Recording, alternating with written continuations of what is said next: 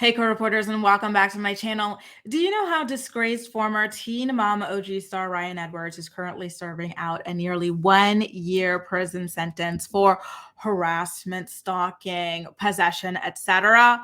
Well, according to the U.S. Sun, the prison that he's staying in is not one of those cushy celebrity white-collar prisons. This is a rough prison, okay?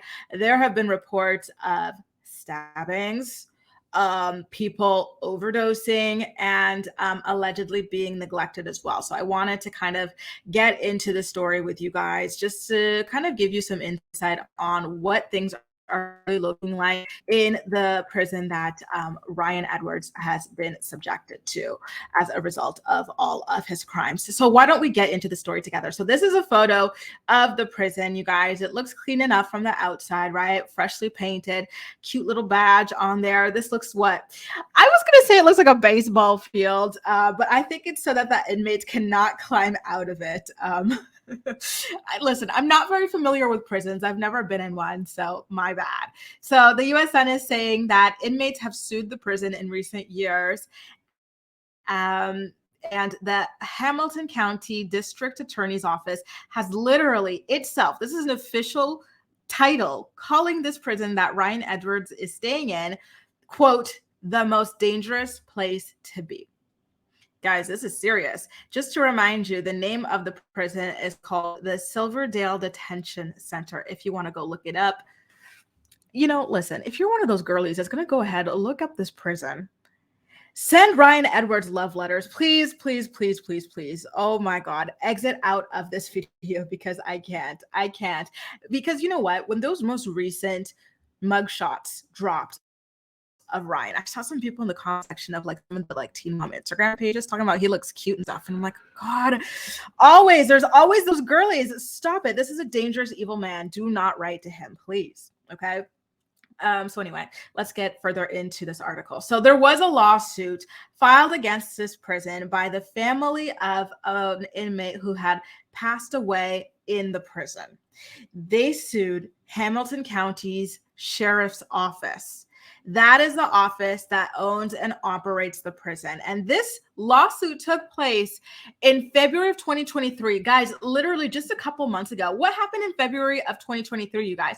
This was one of Ryan's most recent arrests, right? Like in February, I remember him being arrested for, I think it was when he was posting those things about Mackenzie on Instagram. So while this is happening, all kind of leading towards Ryan's fate of ending up in this prison, the family of a prisoner is suing them for alleged neglect. It's a little bit crazy, isn't it? Right? So that's something that happened very, very recently that they're talking about here. And they're saying that their family member passed away while in the custody of and due to the deliberate indifference of Hamilton County Sheriff's Office. Silverdale, the prison, has long had the reputation of being a poorly run and dangerous jail. Inmates have been attacked and injured by other inmates armed with makeshift weapons, including wood shanks or jail knives. Listen, I understand that this is dangerous and this is a horrible thing to happen, but I do want to say here that it's not exactly unusual, in my opinion, for this to happen in a prison full of violent people, right? Prisons contain people who tend to be violent. So typically have violent people together. There are power dynamics and whatnot, and just violence and unfortunate, feelings that happen as well. So I don't want to sit here and act like this is something that only happens here and that it's shocking and it's out of the ordinary that violent people would do violent things to each other. You know what I mean? This happens a lot in prisons. But let's continue on. Silverdale inmates also have died due to medical neglect and maltreatment by staff, prompting numerous lawsuits. Now, this, really does piss me off whenever you hear about medical neglect and maltreatment and stuff. I've heard some stories, let's get into female inmates, for example. Sorry, guys, I didn't realize that I had not zoomed in.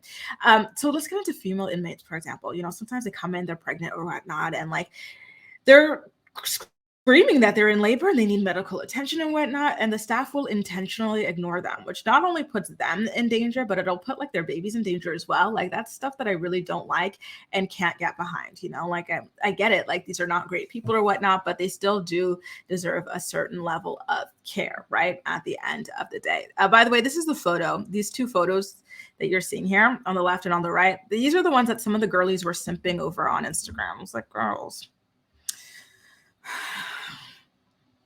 I don't know what to say because absolutely not, So they're saying, the family is saying that their family member passed away in October of 2022 at a nearby hospital. He had only been incarcerated since March of 2022, which is what, like a 6-month difference or something like that, I want to say. And that he was in good health when he entered the facility. He had lost nearly 60 pounds by the time he had been in the hospital, which again makes sense. A lot of times people who are free in the world do not eat well, right? Or they overeat, or they this, or they that. So they are overweight. But then when you go into a prison where you are on a strict diet, right? You only eat a couple times a day, and it's a very like strict diet of what it is you can't eat. You're not like sitting around like getting to snack or to do this, to do that, to indulge. You're going to lose weight. Remember, Teresa Giudice's husband, Joe Giudice. By the way, why do they pronounce it that way? Is it not Giudice? I digress. He was in a white collar prison, so no violence or anything like that, but he lost a lot of weight because what do they have to do there but eat small, quote unquote, healthy meals and work out, right? Like to me, that does not seem alarming. Perhaps this guy was, very overweight, and so losing 60 pounds still left him within like a healthy weight. They're saying that his cellmate stated that prior to his being taken to the hospital, he had not eaten or drank anything for a week. I don't know that that's possible. I know you cannot eat for a week, but not drinking for a week as well sounds really brutal for the body. And I'm wondering why he did that. Was it a hunger strike or something like that? Because those do happen as well. The cellmate claims that he saw him black out 3 times, but Silverdale officials were unwilling to offer him any assistance. Because again, just to go back to the not eating and not drinking, there's a difference between voluntarily not eating and not drinking and not being offered anything to eat or drink. And so the way that that's worded leads me to believe that that person made the decision to not eat or drink. And I don't know that the prison could be faulted for that. They can't force a grown person to eat, right? They were so afraid that he would have to watch him pass on that he attempted to fake being sick to get the nurse's attention, and he passed away of multiple infections induced by severe malnutrition. A nurse told the family that it was possible that the inmate would have had a different outcome had he been admitted to the hospital sooner, and that he understood how frustrating that might be. Again, I'm wondering why this person was not eating, right? The cellmate was eating. Why was this person who passed away not eating? And so, of course, when you're not eating, when you're not drinking, that is going to take a toll on your body. I really do genuinely want more details on that, what was going on, why that was not being addressed. It's really sad that that had to happen, and that like the cellmate tried to help get some attention and ultimately wound up being ignored. Now let's get to the 73 wounds. The lawsuit continues on to mention a string of alleged cuttings that took place at the facility.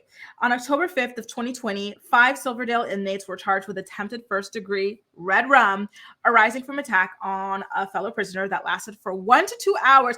How does an attack last 1 to 2 hours, you guys? Like, no wonder the official sheriff's office is saying that this is a dangerous place, because the fact that an attack was able to last that long is really alarming. Normally, they last a couple minutes top, but 1 to 2 hours, really like a full 1 to 2 hours is crazy.